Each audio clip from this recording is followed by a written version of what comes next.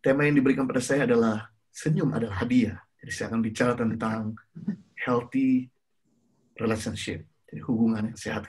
Bulan ini seperti saya lihat tema-temanya bicara soal hubungan. Jadi saya kembali mau kita melihat bagaimana untuk membangun hubungan yang sehat dari kisah hidup Tuhan Yesus. Tapi sebelumnya kita akan sebentar melihat, karena tema ini adalah tentang senyum, jadi kita lihat sebentar manfaat daripada senyum. Bagi kesehatan kita ada 10 manfaat yang luar biasa. Yang pertama, senyum membuat seseorang lebih menarik. Orang yang jelek jadi menarik ketika senyum. Tapi orang yang cakep ketika cembetut jadi nggak cakep. Menarik sekali, luar biasa. Senyum bisa mengubah suasana hati. Hati yang dongkol jadi hati yang sukacita. Hati yang merana jadi hati yang bergembira. Ya, ketika manfaat senyum bisa meredakan stres. Amazing. Waktu senyum bisa merilis kita punya stres. Saya kadang-kadang kalau lagi merenung firman Tuhan, saya stres, saya kadang-kadang senyum juga sendiri di depan kaca. Supaya merilis rasa stres saya mikirin materi firman Tuhan. Kemudian juga ternyata senyum yang keempat meningkatkan sistem kekebalan tubuh. Amazing, luar biasa. Jadi buat kita yang punya kesehatan yang kurang baik, selain kita menjaga kesehatan dengan makan yang baik, apalagi masa-masa seperti ini, selain olahraga, tapi kita juga harus bisa sering-sering senyum dengan keluarga kita, dengan orang sekitar kita ya. Tapi jangan senyum-senyum sendiri, nanti kelihatannya agak unik. Berikutnya, yang kelima, senyum menurunkan tekanan darah. Nah, bagi saudara yang suka tekanan tinggi, darah tinggi, sering minum obat darah tinggi, seringlah bersenyum. Kenapa? Orang yang tekanan darahnya tinggi, itu karena kurang senyum, kebanyakan marah. Yang keenam, senyum bisa melepaskan endorfin, penghilang rasa sakit. Wow, luar biasa. Jadi kalau ada sakit, ya, Anda dalam keadaan kurang sehat, senyumlah, maka itu akan mengeliminasi rasa sakit kita berlebihan. Yang ketujuh, dengan lipatan senyum di wajah bisa membuat orang terlihat lebih muda. Amazing. Maka saya perhatikan orang-orang yang usianya tua, tapi kenapa kelihatan muda? Karena mereka lebih suka tersenyum, lebih banyak tersenyum. Yang kedelapan, tersenyum bisa membuat orang terlihat sukses. Kelihatan sekali orang-orang tersenyum itu, walaupun belum sukses, terlihat sukses, tidak apa-apa. Ya, perlu mengintai dulu jadi terlihat sukses dengan tersenyum. Berikutnya 9, sesenyum bisa membuat orang tetap positif. Amazing. Yang ke-10, senyum bisa menular. Efek domino. Ketika kita tersenyum, maka orang yang kelihatannya kaku sama kita jadi ikut tersenyum juga. Nah, sekarang kita akan belajar bagaimana untuk membangun hubungan yang sehat lewat kisah dan kehidupan Yesus. Ya, mari kita lihat dulu dalam Matius pasal 17 ayat yang ke-1 sampai ke-8. 6 hari kemudian Yesus membawa Petrus, Yakobus, dan Yohanes saudaranya bersama-sama dengan mereka yang naik ke sebuah gunung yang tinggi. Di situ mereka sendiri saja. Lalu Yesus berubah rupa di depan mata mereka. Wajahnya bercahaya seperti matahari dan pakaiannya menjadi putih bersinar seperti terang. Maka nampak kepada mereka Musa dan Elia sedang berbicara dengan dia. Kata Petrus kepada Yesus, Tuhan, betapa bahagianya kami berada di tempat ini. Jika engkau mau, biarlah kudirikan di sini 3 kemah. 1 untuk engkau, 1 untuk Musa, 1 untuk Elia. Ayat yang berikutnya. Dan tiba-tiba sedang ia berkata-kata, turunlah awan yang terang menaungi mereka. Dan dari dalam awan itu terdengar suara yang berkata, inilah anak yang kukasihi, kepadanya aku berkenan. Dengarkanlah dia. Mendengar itu, tersungkurlah murid-muridnya, dan mereka sangat ketakutan. Lalu Yesus datang kepada mereka, dan menyentuh mereka sambil berkata, berdirilah, jangan takut. Dan ketika mereka mengangkat kepala, mereka tidak melihat seorang pun kecuali Yesus seorang diri. Kita melihat di sini dari cerita yang barusan saya bacakan, setelah pengakuan Petrus tentang Yesus adalah Mesias. 6 hari kemudian, Yesus membawa ketiga murid inti ke atas gunung yang tinggi. untuk berdoa pada malam hari. Pada saat itu murid-murid menyaksikan transfigurasi Yesus, yaitu penampakan kemuliaan Yesus. Wajah dan pakaian Yesus bagaikan matahari dan terang, menandakan betapa berkilaunya sehingga mereka tak sanggup menatap secara kasat mata. Disertai pemunculan Musa yang mewakili hukum Taurat dan Nabi Elia yang mewakili para nabi, sedangkan Yesus adalah pengenapan hukum Taurat dan nubuatan para nabi. Yang menarik di sini, ternyata Tuhan Yesus adalah Tuhan yang inklusif. Tuhan Yesus bukan Tuhan yang eksklusif. Dia sedang menunjukkan kepada murid-muridnya bahwa dia adalah Tuhan yang membangun hubungan. Mari kita lihat hubungan yang sehat yang Yesus lakukan. Yaitu yang pertama, Yesus selalu punya hubungan dengan Bapa di surga. Dia punya hubungan yang ada di atas. Tujuannya agar menyamakan ritme dengan Bapa di surga. Berkali-kali kalau kita perhatikan bahwa Yesus dalam Markus pasal 1:35, pagi-pagi benar, waktu hari masih gelap, ia bangun dan pergi keluar, ia pergi ke tempat yang sunyi dan berdoa di sana. Saya memperhatikan setelah Yesus habis menyembuhkan orang lain, setelah Yesus habis memberikan makan 5.000 orang, setelah Yesus habis pelayanan, Yesus yang menarik. Sekalipun kurang tidur, dia selalu bangun pagi-pagi benar. Dan kemudian dia pergi ke tempat sunyi untuk berdoa di sana. Menunjukkan bahwa dia memaintain hubungan pribadinya dengan Bapa di surga, agar terus bisa mengikuti ritme Bapa di surga.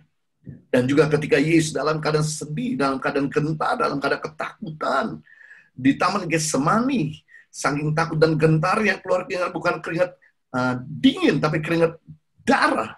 Yang menarik di situ, Yesus juga berdoa, berseru kepada Bapa di surga. Nah, kita bisa melihat begini, bagaimana cara Yesus bisa tetap terjaga hubungan dengan Bapa di surga. Ternyata Yesus yaitu menyangkal dirinya agar kehendak Bapa terjadi. Jadi cara kita untuk membangun hubungan dengan orang yang ada di atas kita atau dengan Tuhan, yaitu kita harus bisa menyangkal diri kita bagi Tuhan. Menyangkal kepentingan diri kita sendiri demi mengikuti kehendak Tuhan. Inilah yang membuat Yesus menjadi kepada Bapa di mana berkata kepadanya, Bapa berkenan kepadamu. Kenapa? Karena Yesus selalu dia mau menyangkal dirinya demi kepentingan Bapa tercapai. Ketika Yesus di Taman Getsemani, dia sempat berdoa 3 kali, Bapa kalau boleh cuman ini berlalu daripada aku. Tapi bukan kehendakmu yang jadi, biar kehendakmu, sampai 3 kali. Dan kemudian yang menarik di sini, Yesus tidak memaksakan kehendaknya, kemauannya. Walaupun dia punya kemauan, walaupun dia punya kehendak, walaupun dia punya power, tapi dia menyerahkan kehendaknya dan menomorsatukan kehendak Tuhan. Inilah yang membuat Yesus kenapa dalam pengajarannya selalu baru, dalam doanya selalu penuh jawaban, dalam lakukan aktivitasnya selalu penuh dengan keberhasilan.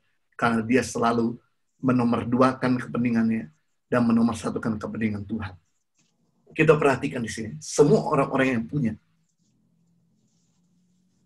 kemampuan untuk bisa menyangkal diri adalah orang-orang yang punya hubungan yang kuat dengan Tuhan. Seperti Abraham. Ketika disuruh Tuhan keluar dari Ur Kasdim, kampung halamannya, dan menuju ke tempat di mana Tuhan tidak tahu kasih tanah di mana, negara di mana. Tapi saya belajar dari Abraham, dia menomorduakan rasa nyaman. Dia menyingkirkan kehendaknya. Dan kemudian dia mengikuti untuk kemana Tuhan bawa pergi. Dan puji Tuhan, akhirnya Tuhan memberikan tanah perjanjian bagi Abraham dan keturunannya. Sama dengan kami juga ketika Tuhan suruh kami di tahun 2006 untuk pergi ke Indonesia, kembali ke Indonesia.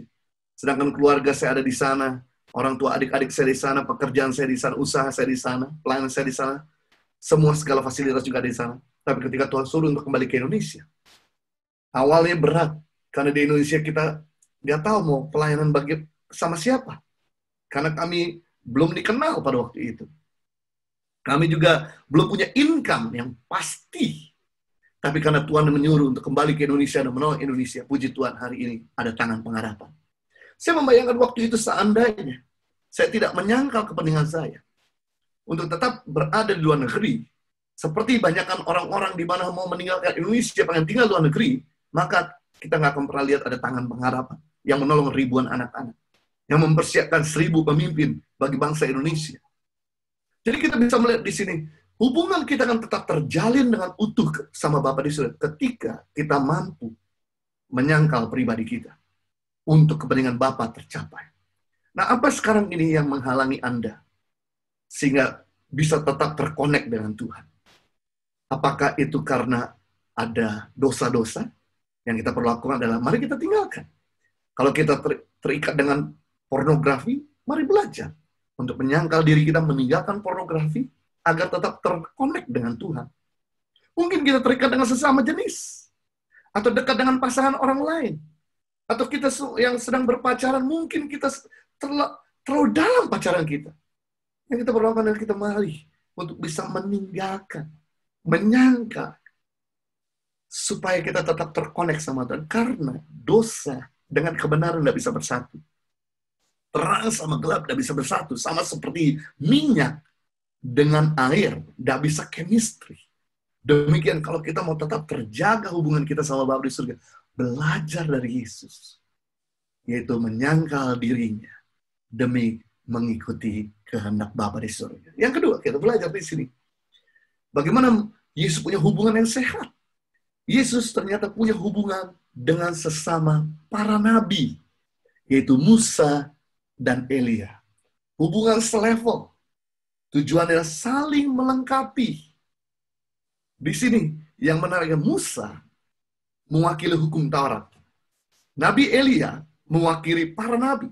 Sedangkan kehadiran Yesus adalah penggenapan hukum Taurat dan nubuat para nabi. Wah, ini melengkapi sekali. Musa mewakili hukum Taurat. Elia mewakili para nabi. Jadi kalau waktu itu di dalam perjalanan tidak ada Elia, pasti ada yang kurang. Tapi Yesus menggenapkan hukum Taurat dan juga nubuatan para nabi. Dan ternyata yang luar biasa di sini, di tempat transfigurasi, Yesus sudah menunjukkan kepada murid-murid bahwa dia punya hubungan yang tidak kaku dengan Musa dan Elia. Dan yang menarik di sini adalah ada beberapa persamaan dari mereka bertiga. Persamaan dari Elia, Musa, dan Yesus. Yang pertama, persamaan antara Elia, Musa, dan juga Yesus, ketiganya telah berpuasa selama 40 hari, 40 malam. Musa puasa di Gunung Sinai, Elia puasa di Gunung Horeb, Yesus puasa di Bukit Pencobaan. Sama, 40 hari, 40 malam. Yang kedua, persamaan dari mereka bertiga. Ketiganya mengadakan mujizat yang spektakuler. Musa membelah laut, Elia menurunkan api dari langit, dan juga menurunkan hujan setelah 3,5 tahun. Tidak pernah ada hujan. Yesus juga menyembuhkan semua yang sakit, membangkitkan yang mati, melipat gandakan roti dan ikan, dan berjalan di atas air. Amazing. Berikutnya, persamaan dari ketiganya. Ketiganya sangatlah mengagumkan, baik ketika masih hidup di dunia, maupun meninggalkan dunia ini. Elia dibawa ke surga dengan sebuah kereta berapi dan tidak mengalami kematian. Mayat Musa tidak pernah ditemukan. Kemungkinan mayatnya terpelihara dari kebusukan dan disimpan untuk penampakan ini. Yesus pun bangkit dari kematian, menampakkan diri 40 hari dan naik ke surga. Yang berikutnya, bersama antara ketiga ini, Musa dan Elia dan Yesus sering mendengar suara Bapa di surga. Nah, bagaimana cara Yesus tetap terkonek dengan selevelnya? Yaitu dia belajar menyangkal dirinya demi kepentingan sesama. Sama, kalau kita mau tetap terjaga hubungan kita dengan sesama, karena sesama kita ini bisa melengkapi kita. Saya tahu orang di sebelah Anda punya kekurangan, tapi orang di sebelah Anda juga punya kelebihan yang bisa menutupi kekuranganmu. Saya tahu Anda punya banyak kelebihan, tapi kita juga punya kekurangan yang perlu di-cover orang lain. Nah, caranya untuk kita bisa melengkapi satu yang lain dengan teman kita selevel, yaitu kita berani menyangkal diri kita untuk kebaikan bersama. Nyangkal amarah kita untuk kepentingan bersama. Wah, ini dia yang luar biasa. Di mana kita belajar untuk memiliki power under control. kuasa yang bisa dikendalikan. Atau yang saya sebut ini, relalah di perlakuan tidak adil. Seperti Yesus, ketika dia dimaki-maki, diludahi, dihakimi, dipukul, dicambuk, dihina, dipaku, disalibkan, dipermalukan, ditantang. Dia tidak pernah balas kembali kepada mereka. Padahal Yesus sendiri punya power ketika dia berjumpa dengan pohon ara yang tidak berbuah. Dia berkata, mati. Saat itu juga pohon itu kering dan mati. Tapi ketika Yesus ditantang, hei kalau memang kau anak Allah, panggillah malaikat. Hei kalau memang kau raja orang Yahudi, turunlah dari atas kayu salib. Tapi yang saya belajar dari Yesus, Yesus tidak menantang balik. Melainkan Yesus berkata, ampuni mereka, karena mereka nggak tahu apa yang mereka perbuat. Inilah yang membuat Yesus bisa di mana tetap terjaga hubungan dengan sesamanya. Berarti hal yang sama, kalau kita mau terkonek dengan sesama kita dengan baik, yang kita perlu lakukan, belajarlah untuk jangan mengutamakan kehendak kita, tapi kita justru menomorduakan kehendak kita demi kepentingan bersama. Itu sebab Yesus mengajarkan kalau kau ditampar pipi kananmu, berikan pipi kirimu. Artinya begini, mari balas kejahatan dengan kebaikan. Kalau kita balas kejahatan-kejahatan, orang dunia juga bisa lakukan itu. Kalau kita balas kebaikan dengan kebaikan, orang tidak bertuhan juga bisa lakukan itu. Tapi di sini Yesus sudah mengajarkan, mari kita balas kepada orang yang tidak mampu membalas kebaikan kepada kita.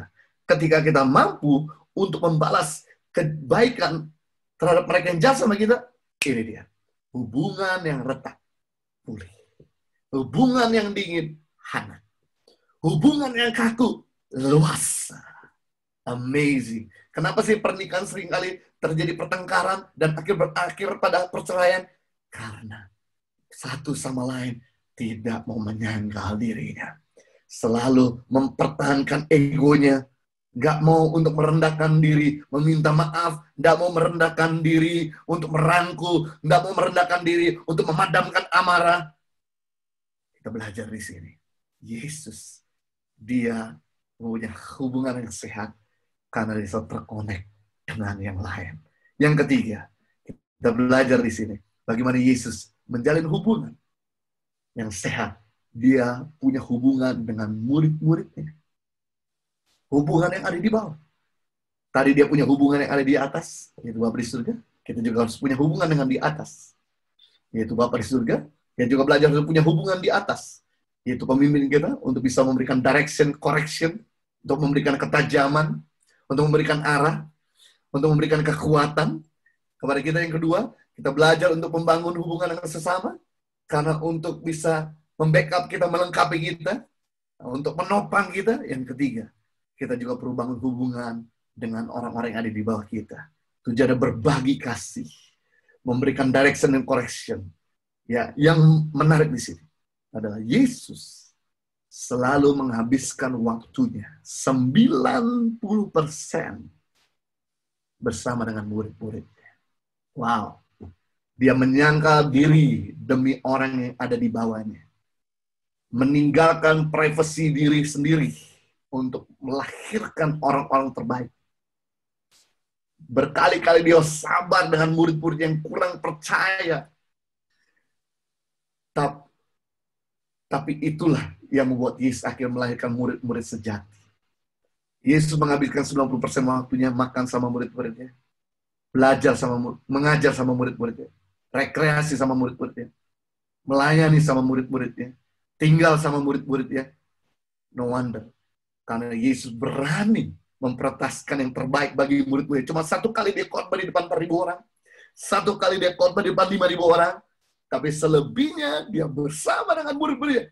Ketika Yesus mengutus mereka, maka yang terjadi, semua murid-muridnya tidak ada yang menyangkal Yesus dan mati martir. Wow, misi terbesar dalam kehidupan kita sebagai orang percaya itu bukan memenangkan jiwa, tapi misi terutama dalam kekristenan yaitu memuridkan. Karena Yesus memberi perintah sebelum dia naik ke surga, yaitu pergilah, jadikanlah sebuah bangsa muridku. Jadi memberitakan Injil tidak cukup, Yang kita perlukan yaitu kita harus mempersiapkan murid. Karena goal kekristenan bukan diberkati tapi jadi berkat. Goal kekristenan bukan sukses tapi mensukseskan orang lain. Jadi buat kita sebagai seorang leader, lahirkan leader. Bagi kita sebagai seorang manajer, lahirkan manajer. Bagi kita sebagai seorang hamba Tuhan, lahirkan hamba Tuhan. Bagi kita sebagai seorang pemimpin, lahirkan pemimpin. Amazing. Ini adalah goal kekristenan yang sesungguhnya. Dia harus bisa menjalin hubungan dan melahirkan orang terbaik. Sebelum masa pandemik, saya adalah seorang pembicara yang banyak melayani tubuh Kristus. Sehingga saya juga punya banyak waktu privacy buat diri saya sendiri. Tapi sejak masa pandemik ini, ketika kita mulai membangun atau membuka gereja online, langsung kami punya waktu tidak bisa seperti yang lain. Kami mulai mengurangi jadwal pelayanan di luar, dan kami mulai membatasi untuk pelayanan-pelayanan yang ada di luar. Untuk apa tujuannya? Yaitu kami bisa menginvestasikan waktu dan perhatian kami kepada orang-orang yang kami muridkan. Apalagi istri saya. Dia sama sekali sudah tidak lagi ambil pelayanan Zoom meeting, tidak lagi ambil pelayanan di luar. Dia cuma menerima pelayanan yaitu dengan mengirim khotbah tappingannya, khotbah hasil rekamannya. Karena dia mau khususkan waktunya untuk memuridkan.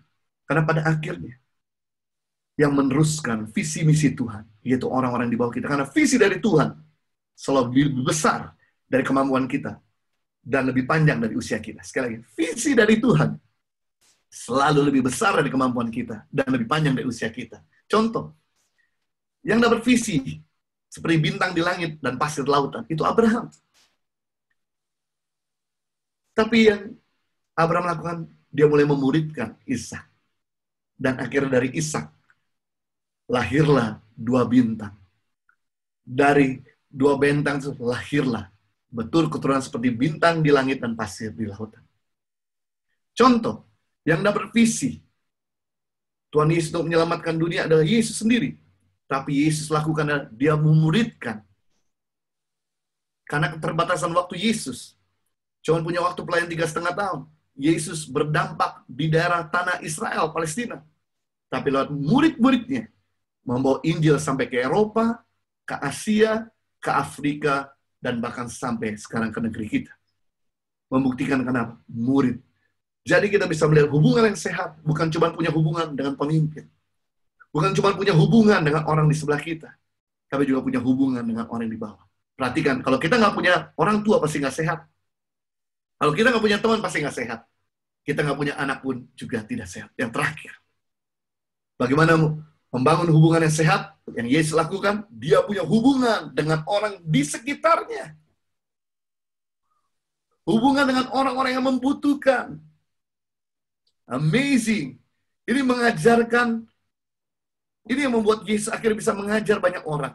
Ini membuat Yesus banyak menyembuhkan orang, memberi makan bagi banyak orang, menolong yang berbeban berat, menghibur yang sakit, membebaskan mereka dari kuasa kegelapan.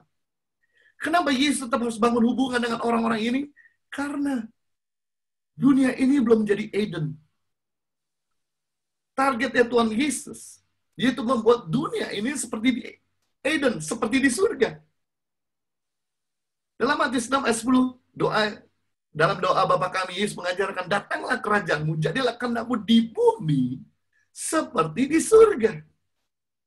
Kehendak Tuhan mengadakan surga bagi kota kita, bagi keluarga kita, bagi tempat pekerjaan kita, bagi bangsa kita.